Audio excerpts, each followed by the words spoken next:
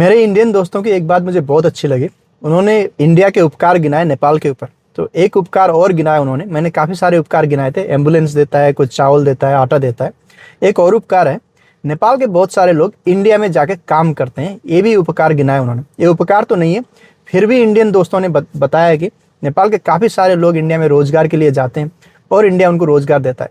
बहुत अच्छी बात है और ये सच बात है। बहुत सारे नेपाली लोग इंडिया में जाते हैं रोजगारी के लिए और रोजगार करते हैं, अपना कमाते हैं और खाते हैं वहाँ से, और बहुत सारा पैसा इंडिया से नेपाल में मिलाते हैं। पर मेरे इंडियन दोस्तों को ये शायद पता नहीं है, Nepal one of the top countries में से आता है इंडिया में जो पैसा भेजता है रेमिटेंस के हिसाब से।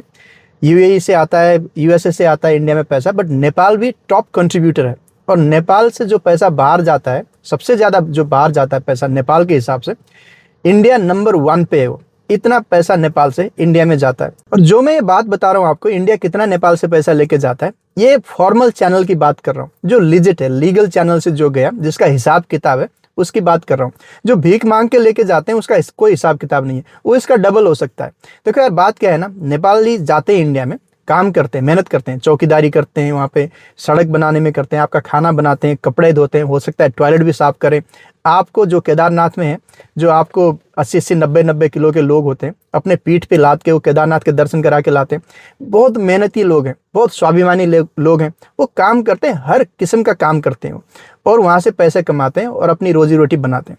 बट नेपाल के अगर आप गली गली में देखोगे, इतने भिखारी भिखमंगे लोग हैं, सारे वहाँ से आए हुए, सब वहाँ से आए हुए हैं। अब वो यहाँ पे भीख मांगते हैं।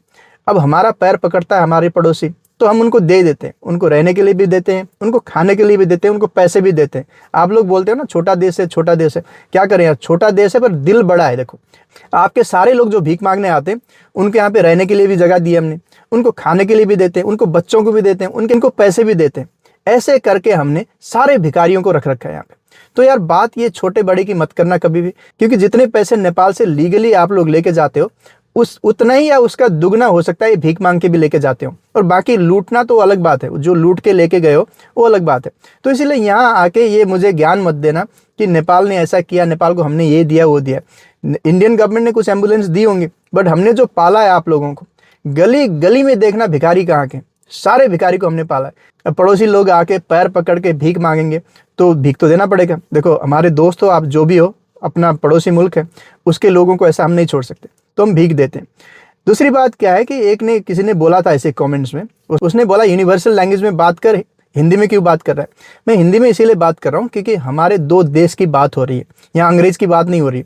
हाँ, आप लोग अंग्रेज से ऑब्सेस्ड हो, वो गुलाम बना के गए थे आपको 200-300 साल तक, तो इसलिए आपको शायद इंग्लिश इतनी अच्छी लगती होगी। बट मुझे क्या है ना, मेरा जो मैसेज है वो सारे लोगों तक पहुंचाना है। आपके जो भिखारी हैं हमारे देश में आते हैं, उनको तो इंग्लिश आती नहीं होगी। That's why I don't use English. My goal is to disseminate information among the people. It's not about showing off or communicating in a language that the people do not understand. There's no point talking in English while many people do not understand. That's why I use Hindi or Nepali. जे तुसी मैनू दसो कि पंजाबी बिच गल कर, वो भी मैं कर सकता, पर उद्दा की फायदा जो किसी होर नू समझ ना आवे। तो इसीलिए देखो यार, इंग्लिश में बात करना, किसी में बात करना, ये बात करना, वो बात करना, बात करने का, भाषा प्रयोग करने का एक ही मकसद है कि सब लोगों को समझ में आए। इंग्लिश बहुत लोगों को इंडिया में समझ में नहीं आएगी। लिटरेसी रेट आपका देख लो, नेपाल के लोगों को तो समझ में आ भी सकता है, पर इंडिया के लिए मुश्किल हो सकती है। तो इसीलिए मैं हिंदी भाषा का प्रयोग करता हूँ, क्योंकि सभी को समझ में आ जाए और मजा भी इसी में। देखो ब्यूटीफुल लैंग्वेज है हिंदी, क्यों बात ना करें इसमें, अच्छी बात है, इसी में बात करते हैं, इसी में आपको समझ में आएगी। तो इसीलिए मुझे अंग्रेजी में बात कर या पंजाबी में बात कर या नेपाली में बात कर, ये मत सिखाओ। मैं किसी भी लैंग्वेज में बात कर सकता हूँ। अभी तेलुगु सीख रहा हूँ, थोड़े दिनों के बाद में तेलुगु में बात करेंगे। Thank you very much. I will see you in the next video.